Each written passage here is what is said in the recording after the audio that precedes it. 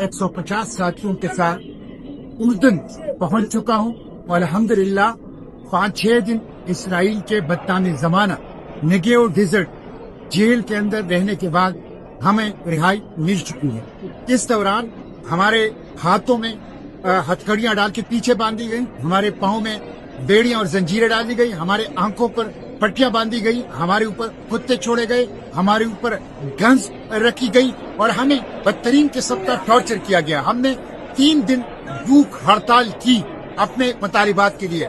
No access to air, no access to drinking water, no access to medication, no access to light, किसी किस्म की चीज तक हमें रसाई नहीं थी। एक बदनामी जमाना जेल था, लेकिन अल्हम्दुलिल्लाह हम रिहा हो चुके हैं और फलस्तीन की आजादी की जिद्दोजहद जारी रहेगी। इस नाकाबंदी को हम तोड़ेंगे, बार बार इसके लिए जाएंगे, गजा को बचाने के लिए कोशिश करेंगे और जो जेनोसाइड के मुजरिम हैं उन मुजरिमों को कैफर किरदार तक पहुंचाएंगे इंशाअल्लाह। मुजाहिमत जारी रहेगी, अडियाला जेल से इसराइली जेलों तक फलस्तीन की आजादी की जिद्दोजहद जारी रहेगी और मुजाहिमत की जिद्दोजहद इंशाअल्लाह जारी रहेगी। जल्द आऊंगा पाकिस्तान और पूरी तफसील जो इस प्लोटेला की है और इसराइली जेलों की है आपको बताऊंगा। लेकिन अपनी इस जद्दोजहद को अक्सा की आजादी, फलस्तीन की आजादी, गजा की आजादी तक जारी रखेंगे। इसराइल के खात्मे तक हमारी ये जद्दोजहद इंशाअल्लाह जारी रहेगी। पाकिस्तान जिंदाबाद, फलस्तीन जिंदाबाद, पाक फलस्तीन दोस्ती